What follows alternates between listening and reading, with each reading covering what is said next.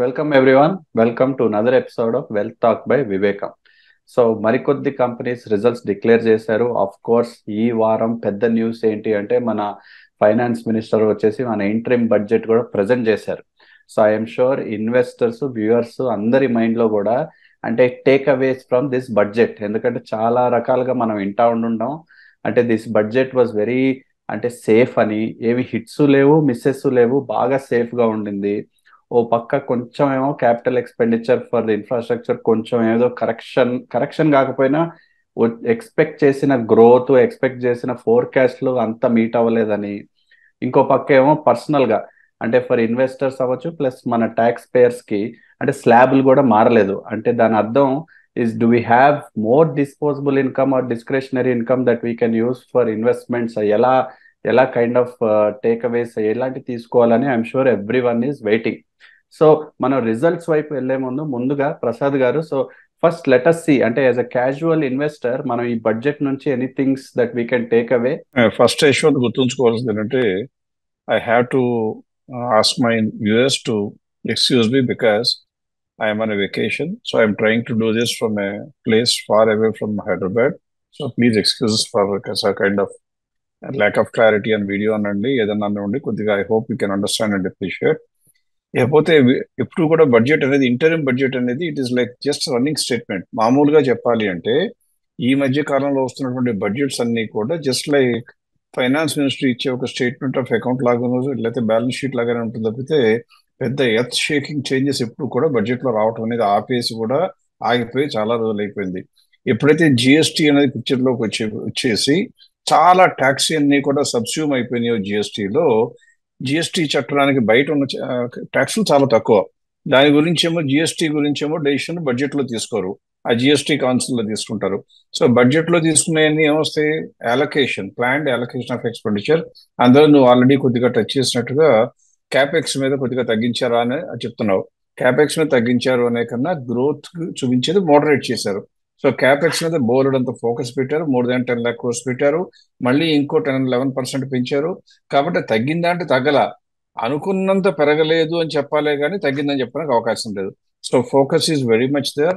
అన్నింటికన్నా ముందు ఏ సెక్టర్ లో ఫోకస్ చేస్తున్నారో అని చూస్తే డిఫెన్స్ లో కానివ్వండి, ఇన్ఫ్రాస్ట్రక్చర్ లో ఇవన్నీ కూడా క్లియర్ గా కనపడుతుంది. అంటే ఇప్పుడు దాకా ప్లే అవుతున్నటువంటి డిఫెన్స్, ఇన్ఫ్రాస్ట్రక్చర్, రైల్వేస్, హౌసింగ్ ఇవన్నీ కూడా ప్రధానంగా ఉండేటువంటి ఫోకస్ లో ఉండబోతున్నాయి. కాబట్టి ఏ ఇండస్ట్రీ అయితే ఈ 4 ఉంటాయో వాటన్నిటికీ మంచి అవకాశాలు ఉంటాయి. వాటిని రిఫ్లెక్ట్ చేస్తూ కొద్దిగా స్లోగా డైజెస్ట్ అయినా కానీ మార్కెట్ రివైవ్ అయినట్టుగా కనపడుతుంది. కాకపోతే ఎక్కడ గమనించాల్సిందంటే this is only in interim budget. Final budget ఎలక్షన్లు అయిపోయినాక వస్తుంది. ప్రస్తుతం ఉన్నటువంటి గణాంకాలు లేదా ఎస్టిమేషన్స్ ప్రకారం బీజేపీ దాదాపుగా ఖాయంగా కనపడుతుంది. కాబట్టి పాలసీల్లో ఏమీ చేంజ్ ఉండదని కూడా మనం భావించవచ్చు.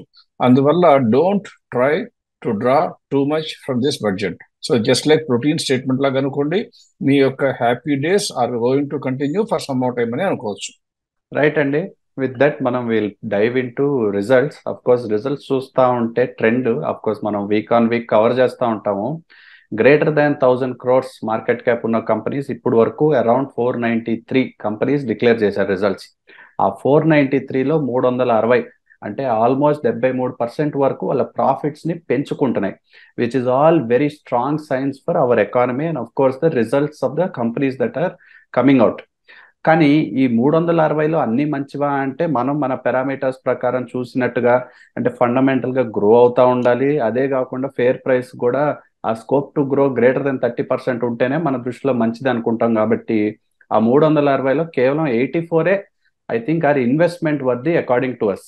సో జనరల్ ట్రెండ్ స్ట్రాంగ్ గా ఉన్నా it is not the time to get in to it. And regardless of fundamentals ఏ స్టాక్ తీసుకున్నా పెరిగిద్దిలేండి, ఎక్కడో చోట ఇన్వెస్ట్ చేసేద్దాం, will try and get money అంటే maybe that is not the right approach. Of course మనం టచ్ చేస్తా ఉన్నాం in our previous videos also. But just to reiterate, trends are strong but not every company that is showing good performance or good numbers has the scope to grow. So make sure to take some measured approach. With that మనం results వైపు వెళ్ళిపోదామండి. First మన పెద్ద Giants ని cover చేద్దాం. I'm sure ITC గురించి చాలా మంది viewers, investors are waiting for our analysis. ITC results కూడా అంటే అంత హ్యూజ్ కంపెనీస్ కి అంత ర్యాపిడ్ గా అప్ డౌన్ ఉండవు ట్రెడిషనల్ గా, అలాగే ఉన్నాయి results are still stable. So this junction results ఇంత స్టేబుల్ గా ఉన్నప్పుడు ఇంకా కొంచెం ఫ్రెష్ పొజిషన్స్ తీసుకునే టైం అంటారా ఐటీసీలో? ఇప్పుడు కూడా ఐటీసీ లాంటి కంపెనీలు ఎలా ఉంటాయంటే, పెద్ద కంపెనీలు, ఎప్పటి నుంచో ప్రూవెన్ మేనేజ్మెంట్ కంపెనీస్, అంటే సమ్ ఆఫ్ నెంబర్స్ అని చెప్తా ఉంటాం. అంటే ఏదైనా పెద్ద కంపెనీ కనుక తన యొక్క డొమైన్ లో 2-3 కన్నా ఎక్కువ బిజినెస్ లైన్స్ కనుక కలిపి ఉండి ఒకే కంపెనీ పేరులో ఉన్నట్లయితే, అది కనుక ఆ కంపెనీలో ఉన్నటువంటి బిజినెస్ లైన్స్ ని డివైడ్ చేసి సెపరేట్ కంపెనీస్ గా లిస్ట్ చేయడానికి ఆలోచిస్తే ఆటోమేటిక్ ఏం జరుగుతుందంటే, మళ్ళీ కంపెనీస్ కి వాల్యుయేషన్ పెరుగుతుంది. సమ్ ఆఫ్ పార్ట్స్ అనేది ఎక్కువ ఉంటుంది అనమాట. అంటే హోటల్స్ డివిజన్ కనుక వేరే చేస్తాము అని చెప్తున్నారు. అలా హోటల్స్ డివిజన్ కనుక సెపరేట్ చేసినట్లయితే వాల్యుయేషన్ ఎక్కువ రావడానికి అవకాశం ఉంటుంది. పైగా ఐటీసీ ఏం జరిగింది, దాదాపుగా 5-6 సంవత్సరాల పాటు చాలా స్తబ్దతతో ఉండి కేవలం 1-2 ఇయర్స్ క్రితం మాత్రమే జూలు విదిల్చి పెరగడం మొదలుపెట్టింది. అందుకని రెన్యూడ్ బయింగ్ ఇంట్రెస్ట్ వచ్చింది. అదర్వైజ్ ఈ కంపెనీలో ఎక్సైట్మెంట్ ఉంటుందా అంటే, యూజువల్ గా ఎక్సైట్మెంట్ తక్కువ ఉంటుంది. ఎక్సైట్మెంట్ ఎప్పుడు వస్తుందంటే, ఇలా కొత్త ప్రపోజల్, ఒక కంపెనీని, ఆ కంపెనీలోనే ఒక బిజినెస్ యాక్టివిటీని డైవర్స్ చేసి వేరే కంపెనీకి చేస్తాను అన్నప్పుడు కొద్దిగా వాల్యూ అన్లాక్ అయ్యే అవకాశం ఉంటుంది, కాబట్టి బెటర్ గా ఉంటుంది.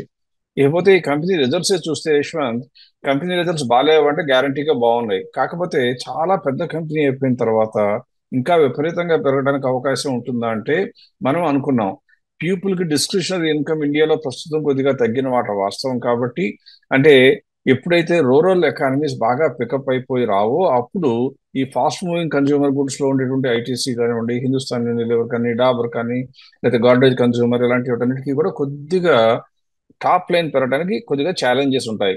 దాన్ని రిఫ్లెక్ట్ చేస్తూనే మనం 2023 సెప్టెంబర్లో చూస్తేనేమో 69,637 క్రోర్స్ టోటల్ టాప్ లైన్ ఉంటే, అది కేవలం 300 వరకే పెరిగింది. అంటే ఎంత పెరిగింది? 69,924. అది కూడా 2023 మార్చితో పోలిస్తే తక్కువే. కానీ ఇందులో అడ్వాంటేజ్ చూడాల్సింది ఏంటంటే, టోటల్ ప్రాఫిట్ ఎంత వచ్చిందో చూస్తే హిస్టరీలో ఇప్పటి వరకు ఐటీసీలో లేనట్లుగా ప్రాఫిట్ వచ్చేసి 20,761 క్రోర్స్ వచ్చింది. ఇక్కడ మీరు గమనించాల్సింది ఏంటంటే, ఎవరైనా సరే ఇన్వెస్టర్లు అంతకుముందు ఎప్పుడో చాలా కాలం క్రిందట 2020 జూన్లో కాబోలు దాదాపుగా 30% వరకు మార్జిన్ వచ్చిన ఈ కంపెనీ అప్పటి నుంచి వస్తున్న లాభాలన్నీ బ్యాలెన్స్ షీట్ లో యాడ్ చేసుకుంటూనే వస్తుంది. అంటే అసెట్స్ వాల్యూ పెరిగిపోయింది. ఇప్పుడు బ్యాలెన్స్ షీట్ లో చూస్తేనేమో నెట్ ప్రాఫిట్ మార్జిన్ చూస్తే 23 డిసెంబర్ కైన క్వార్టర్ కి 29.69, అంటే ఈ మధ్య కాలంలో దాదాపుగా హైయెస్ట్. సో కాబట్టి is ITC good company? Undoubtedly it is a very good company. Is it worth buying? ఎవరు కొనాలి అంటే, మీరు 2 రకాల ఇన్వెస్టర్స్. ఒకళ్ళు నా ప్రిన్సిపల్ చాలా సేఫ్టీగా ఉండాలి అనుకునే వాళ్ళు ఒక కోవా, ఇంకొకళ్ళు నా యొక్క క్యాపిటల్ ఫాస్ట్ గా పెరిగే అవకాశం ఉన్న కంపెనీ, సేఫ్టీ గురించి కూడా కంగారు పడకూడదు, కానీ పెరగడానికి అవకాశం ఎక్కువ ఉండాలి, కొద్దిగా అటు ఇటు అయినా పర్లేదు కానీ సేఫ్టీ కన్నా కూడా గ్రోత్ ఎక్కువ ఉండాలి అనుకునే వాళ్ళు ఒక ఇన్వెస్టర్లు. రెండో వాళ్ళు సేఫ్టీ ప్రధానం అనుకునే వాళ్ళు. సేఫ్టీ ప్రధానం అనుకునే వాళ్ళు ఇన్వెస్టర్లు అయితే మాత్రం మీ పోర్ట్ఫోలియోలో ఐటీసీ లేకపోతే ఇప్పుడు కొనుక్కోవచ్చు. ఎందువల్ల కొనుక్కోవచ్చు? మనం ఈ రిజల్ట్స్ వచ్చిన తర్వాత ఇచ్చిన ఫేర్ ప్రైస్ 582 అయితే, now it is trading only at around 445. కాబట్టి మనకి ఎంత కొనుక్కోవచ్చు అంటే 30.73. కంపెనీ బాగుంది, మార్జిన్లు బాగున్నాయి, మనకు కావాల్సినటువంటి 30% స్కోప్ ఉంది. 1000 కోట్లు అనేది ఆలోచించక్కర్లా, because this is got 5,55,000 crores market cap. అన్ని రకాల బాగుంది. కాకపోతే ఇలా కొనుక్కుని లాంగ్ టర్మ్ లో ఉంచుకోవడానికి అని ఎలిజిబుల్ గా ఉందా అంటే లేదు. ఎప్పుడు ఉన్నది అని చెప్పాలి అంటే, నేను చెప్తున్నటువంటిది ఆ హోటల్స్ డివిజన్ వేరే చేస్తే కనుక అవకాశం వస్తుందేమో, కానీ ప్రస్తుతానికి మాత్రం లాంగ్ టర్మ్ గ్రోత్ ఇండికేట్ చేసే పీఈజీ రేషియో చూస్తే ఆల్రెడీ 1.8, అంటే 1 కన్నా ఎక్కువ ఉంది. కాబట్టి ఇక్కడ నుంచి లాంగ్ టర్మ్ కోసం ఉంచుకోవడానికి సూటబుల్ కంపెనీ అంటే, ఆ లాంగ్ టర్మ్ కోసం సూటబుల్ కొనుక్కున్న వాళ్ళందరూ ఆల్రెడీ కొనేసుకునే ఉన్నారు. కాబట్టి ఇక్కడ నుంచి ఇంకా బ్రహ్మాండంగా వచ్చే గ్రోత్ అవకాశం తక్కువ ఉంటుంది. So it is good for 3 months to 1 year అయితే కొనుక్కోవచ్చు, కానీ లాంగ్ టర్మ్ ఉంచుకోవడానికి కానీ ఎస్ఐపి స్టార్ట్ చేయొచ్చు అనే ప్రశ్న దయచేసి అడగండి. దానికి సూటబుల్ కంపెనీ కాదు ప్రస్తుతానికి. రైట్ అండి. నెక్స్ట్ మనం అదానీ ఎంటర్ప్రైజెస్ వైపు చూద్దాము. Of course Adani is hot topic for every one in the country. అంటే ఈ మధ్య కూడా సుప్రీం కోర్ట్ వచ్చి ఆ పెటిషన్ హిండెన్బర్గ్ గురించి ఇంకా అడిషనల్ గా కైండ్ ఆఫ్ ఇన్వెస్టిగేషన్ ఓపెన్ చేయాలన్నట్టు ఆ పెటిషన్ ని కూడా కొట్టేశారు, which is a very strong sign. అంటే ఇంకా దానికి ఒక కంప్లీట్ క్లోజర్ అన్నట్టు వచ్చింది ఆ హిండెన్బర్గ్ రిపోర్టు, దాని యొక్క ఇంపాక్ట్. అది ఒక పక్కన అనుకుంటే, ఇప్పుడు రిజల్ట్స్ డిక్లేర్ చేసిన అదానీ ఎంటర్ప్రైజెస్ చూస్తేనేమో ప్రాఫిట్స్ ఏమో around 2 to 3 times of the last few quarters లెవెల్లో రిపోర్ట్ చేసింది. అంటే these are all hugely strong signs. ఒక పక్క మీరు చెప్పినట్టు అంటే బీజేపీ కూడా is showing a strong sense of coming back to power, and these are all strong signs for Adani లాంటి company. But in general just pure గా ఫండమెంటల్స్ చూసి ఈసారి ఇంత గ్రో అయిన ప్రాఫిట్స్ చూసి చాలా మంది ఇన్వెస్టర్స్ కూడా ఇంట్రెస్ట్ చూపిస్తారు, maybe this is the time to get back in to Adani అని. సో అలాంటి ఇన్వెస్టర్స్ కి ఏమని చెప్పొచ్చు మనం? ప్రధానంగా మనం చూడాల్సింది ఏ కంపెనీకైనా ఏ బిజినెస్ కైనా ఇష్టం చూడాల్సింది ఏంటంటే ఆ కంపెనీకి లేదా ఆ వ్యాపారంలో ఉన్నటువంటి సంస్థకి ప్రాస్పెక్ట్స్ బ్రహ్మాండంగా ఉంటాయా ఉండవా. నెంబర్ వన్, అదానీకి అనేది అందరికీ తెలిసిన సత్యం ఏంటంటే బీజేపీకి చాలా క్లోజ్ గా అఫిలియేటెడ్. నిజంగా చెప్పాలి అంటే బీజేపీ కాదు, కాంగ్రెస్ అయినా ఎవరైనా సరే ప్రభుత్వంలో అధికారంలో ఉన్న పార్టీలతో క్లోజ్ అఫిలియేషన్ ఉండే party Adani group company, Adani group అని చెప్పొచ్చు. ఇందువలన ఈ గ్రూప్ కు అవకాశాలు అంది వస్తాయా రావా అంటే వాళ్ళు ఉండేటువంటి ఆపరేషనల్ యాక్టివిటీస్ అంటే పవర్ లో కానీ పోర్ట్స్ లో కానీ ఇలా ఏదైతే కంట్రీకి చాలా ఉపయోగం వాటిల్లో ఉంటాయి కాబట్టి వీళ్ళకి గ్యారంటీగా అవకాశాలు వచ్చి తీరుతానే ఉంటాయి. ఇకపోతే అదాని ఎంటర్ప్రైజెస్ వచ్చేటప్పుడు మనం చెప్పాల్సింది ఏంటంటే వీళ్ళు ప్రధానంగా మనం చెప్పాల్సింది అంటే చాలా పాజిటివ్ గా చెప్పవలసినటువంటి అంకె ఏంటంటే ఇప్పుడు కూడా వీళ్ళు డెట్ రీస్ట్రక్చరింగ్ చేయడం మొదలు పెట్టారు.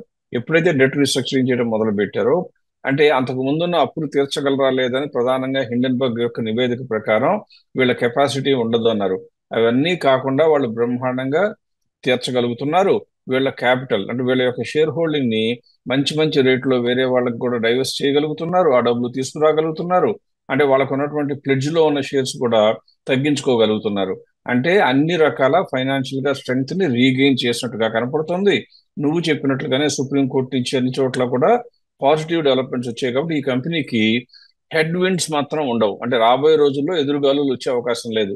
అందువల్ల ఈ కంపెనీ ఖచ్చితంగా కూడా ఫేవరబుల్ గా కన్సిడర్ చేయడానికి ఈ నెగిటివ్ ఎలిమెంట్స్ పోయినాయి కాబట్టి ఎస్ అని చెప్పాలి.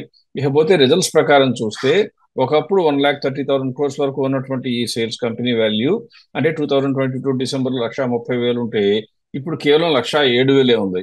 అంటే జనరల్ గా వినగానే ఏమనిపిస్తుంది, సేల్స్ తగ్గిపోయాయి అంటే అప్పట్లో హిండెన్బర్గ్ చెప్పింది నిజమేమో కాబట్టి సేల్స్ అని తగ్గిపోయినాయి కాబట్టి కంపెనీ తిరోగమనంలో ఉందేమో అనుకుంటారు. కాదు, ఈ కంపెనీ సరిగ్గా అంటే ఒక రకంగా చెప్పాలి అంటే రౌండ్ ట్రిప్పింగ్ లాంటి ఇన్వాయిస్లు ఊరుకునే బోగస్ ఇన్వాయిస్లు పెంచుకుంటూ వాల్యూమ్ పెంచుకునే కంపెనీలో నుంచి మారిపోయి నిజంగా ఇన్వాయిస్లు చేయటం, నిజంగా ప్రాఫిట్ రావడానికి ప్రయత్నం చేస్తున్నట్టుగా కనపడుతుంది. ఎందుకు అంటే 2022 డిసెంబర్లో ఈ కంపెనీకి ఉన్నటువంటి టోటల్ సేల్స్ 1,30,000 ఉన్న కోట్లు ఉన్నమాట కరెక్ట్ అయితే వాళ్ళకి వచ్చిన ప్రాఫిట్ ఓన్లీ 1,700 crores. ఇప్పుడు 1,07,000 మాత్రమే సేల్స్ ఉంటే కూడా ప్రాఫిట్ ఎంత వచ్చింది, 3,751 crores ట్రైలింగ్ 12 months లో, అంటే 3.49%. ఒక రకంగా చెప్పాలి అంటే 2020లో దాదాపుగా 0.4% ఉండే మార్జిన్ ఇప్పుడు 3.5% వచ్చింది. అంటే ఎన్ని రెట్లు పెరిగింది, 9 times ఆర్ 900% కూడా పెరిగింది. పైగా క్లౌట్ ఎక్కువ, ఎలక్షన్లు రాబోతున్నాయి, ఎలక్షన్ లో పొలిటికల్ పార్టీలకు ఫండింగ్ కావాలి. ఎవరైనా పొలిటికల్ పార్టీకి ఫండింగ్ ఇచ్చే ఏ కంపెనీలు ఉన్నా కానీ గ్రూపులు ఉన్నా కానీ వాళ్ళ ఫేవర్ జరగగా తప్పదు. అంటే రాబోయే రోజుల్లో కూడా కొత్త కొత్త డోర్లు అవకాశాలు ఓపెన్ అవుతుండే అదానీ ఎంటర్ప్రైజెస్ ఒక రకంగా అగ్రగామి సంస్థ. అదానీ గ్రూప్ లో మెయిన్ గా అదానీ ఎంటర్ప్రైజ్ గురించి చెప్తా ఉంటారు కాబట్టి భయపడవలసిన అవసరం లేదు. పైగా మనం చూస్తే ఒకప్పుడు 400 వరకు కూడా పి ఉండేది హిండెన్బర్గ్ రిపోర్ట్ రానప్పుడు. అదంతా తగ్గిపోయి మొత్తం అంతా కూడా పొంగంతా పోయి ఇప్పుడు కూడా 86 ఉన్నప్పటికీ కూడా స్టిల్ నా లెక్క ప్రకారం చూస్తే కనుక కంపెనీ గురించి మనం కంగారు పడవలసిన విషయం ఏమీ లేదు. మనం వచ్చినటువంటి ఫెయిర్ వాల్యూ అంటే కేవలం వర్కింగ్స్ బేస్ చేసుకుని ఈ పొలిటికల్ ఎఫిలియేషన్స్ అనే కథలన్నీ పక్కన పెట్టి మనం వచ్చినటువంటి ఫెయిర్ వాల్యూ చూస్తే కూడా 4,728 ఉంది. ఇప్పుడు దాని వాల్యూ ఎంత ఉంది మార్కెట్లో, 3,170 ఓన్లీ. అంటే దాదాపుగా 50% ఇక్కడి నుంచి పెరిగే ఛాన్స్ ఉంది. ఇంత పెరిగితే కూడా గతంలో వచ్చినటువంటి హైయెస్ట్ వాల్యూకి రాదు. అంటే అర్థం ఏంటి, హిండెన్బర్గ్ రిపోర్ట్ రాకముందు అందులో వచ్చిన ఎక్విజేషన్స్ అన్ని తప్పని తెలిసిపోయిన తర్వాత కూడా ఆ రేటుకు కూడా వెళ్ళడానికి కూడా వీలైనంతగా మనకు 50% స్కోప్ ఇప్పుడే ఉంది. సో కాబట్టి నా ఉద్దేశం ప్రకారం జనరల్ గా ఎక్కువ మంది మన ఇన్వెస్టర్లు మన అడుగుతూ ఉంటారు, మీరు అదానీ గ్రూప్ గురించి నెగిటివ్ గా మాట్లాడతారు అంటారు. మనకి ఏ గ్రూపు ఏ కంపెనీ అన్నా నెగిటివ్ కానీ పాజిటివ్ కానీ మనసులో ఫామ్ ఒపీనియన్ కానివ్వము. ఎందుకు అంటే వాళ్ళు ఇచ్చే నెంబర్ల ప్రకారం వాళ్ళ పెర్ఫార్మెన్స్ ప్రకారమే చెప్తాం తప్పితే ఒకళ్ళ మీద ప్రేమ ఉండటం ఒకళ్ళ మీద ద్వేషం ఉండటం అనేది మన నైజంలో ఉండనే ఉండదు. అందువల్ల అదానీ ఎంటర్ప్రైజెస్ నౌ వివేకం స్టాండర్డ్స్ ప్రకారం కూడా ఎలిజిబుల్ టు బై. పోయిన క్వార్టర్లో ఎందుకు లేదని నేను అడగచ్చు. పోయిన క్వార్టర్లో రిజల్ట్స్ బాగాలేకపోతే ఎంత మంచి కంపెనీ అయినా కొనమని చెప్పాం. మనకి కావాల్సింది మన ఇన్వెస్టర్లకి లాభం రావాలి. ఇంకొకటి, ఈ కంపెనీ లాంగ్ టర్మ్ లో కొనుక్కోవచ్చా అని కూడా అడుగుతారు.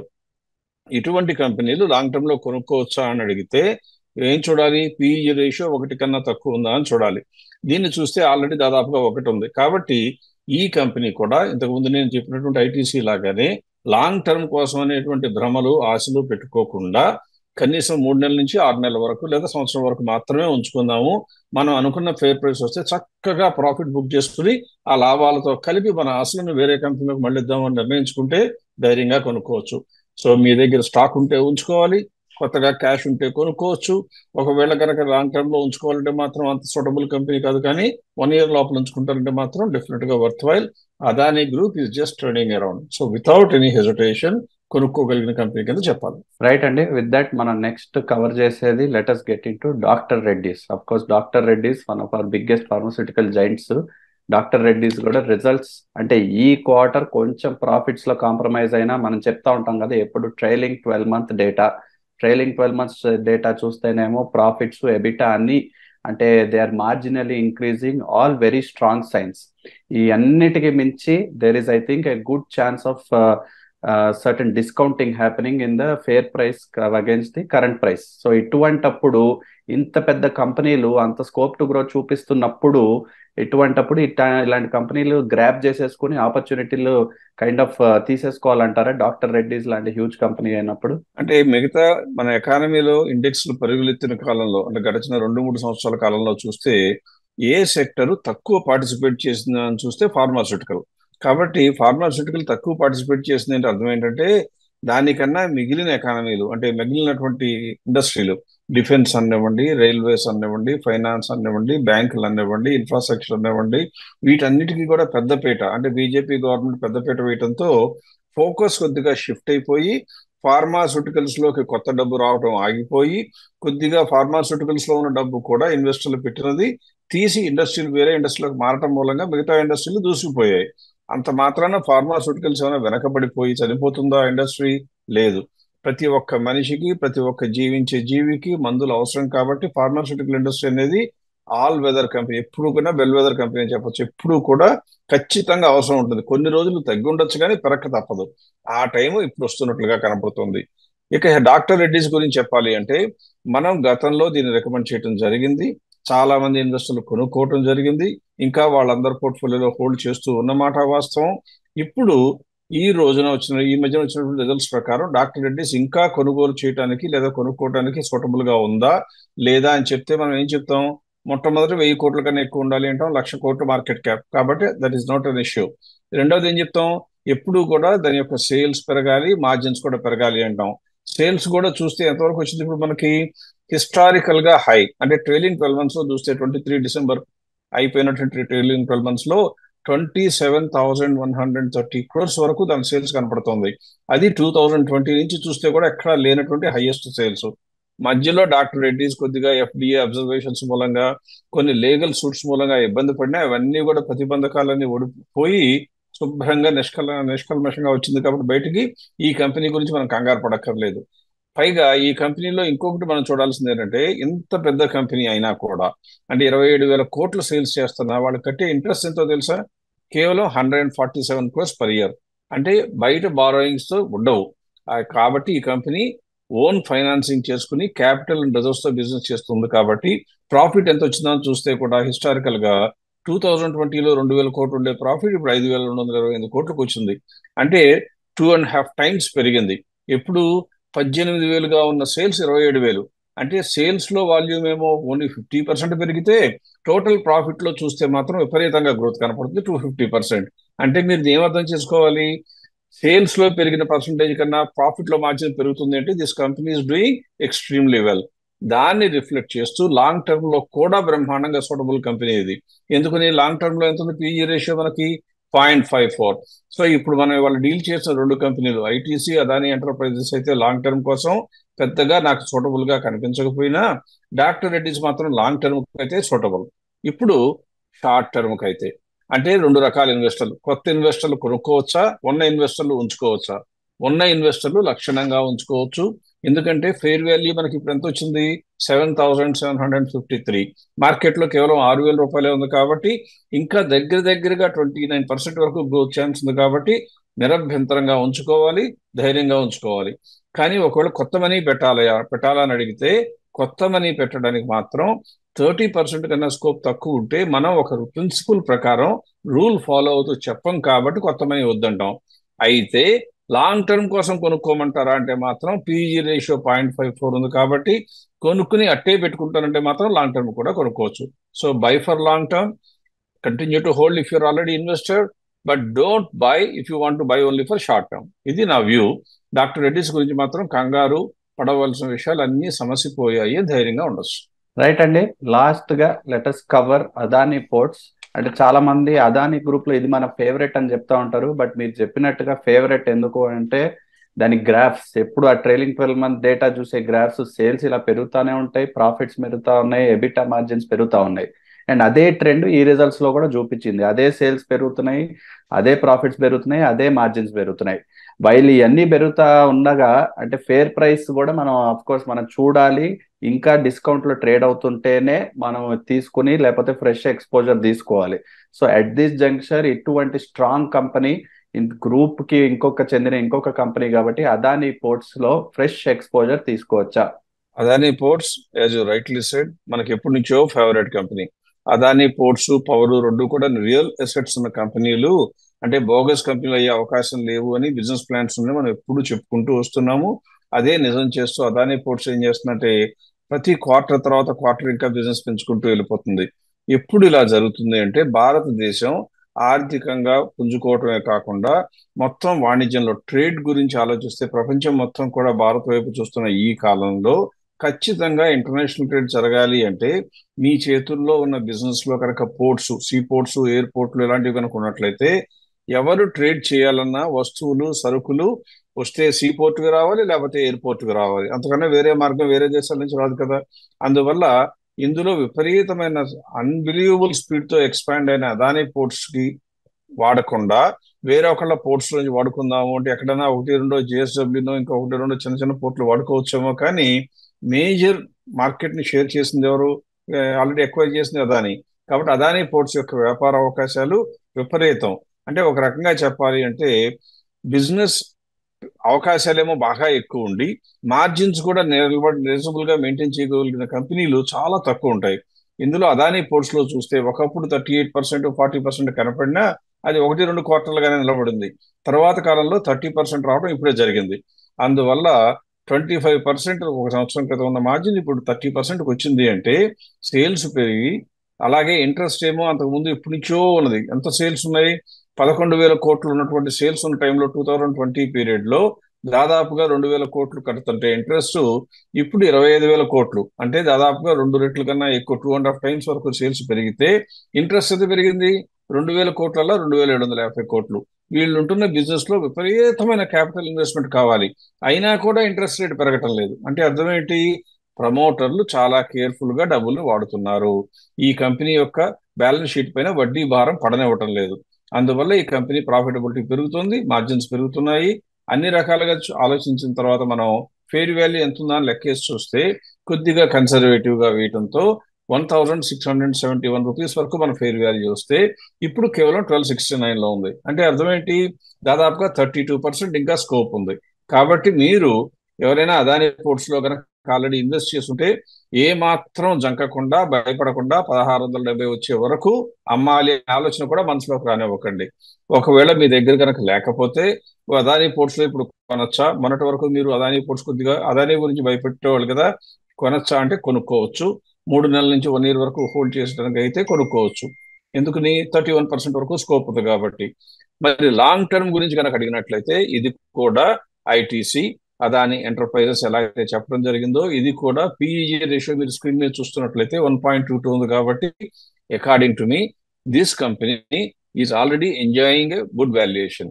ఇక్కడ నుంచి ఇంకా వాల్యుయేషన్ మల్టిపుల్ పెరిగిపోయి విపరీతంగా పెరిగే అవకాశం లేదు. బిజినెస్ అవకాశాలు ఉన్నాయి, ప్రాఫిట్లు ఉన్నాయి, కానీ అవన్నీ ఆల్రెడీ డిస్కౌంట్ చేసుకున్న మార్కెట్ లో ఉంది. కాబట్టి 1670 కన్నా పెరగటం లాంగ్ టర్మ్ లో ఇంకా బ్రహ్మాండమైన మల్టీ బ్యాగర్ అవుతుందంటే అవకాశాలు తక్కువ.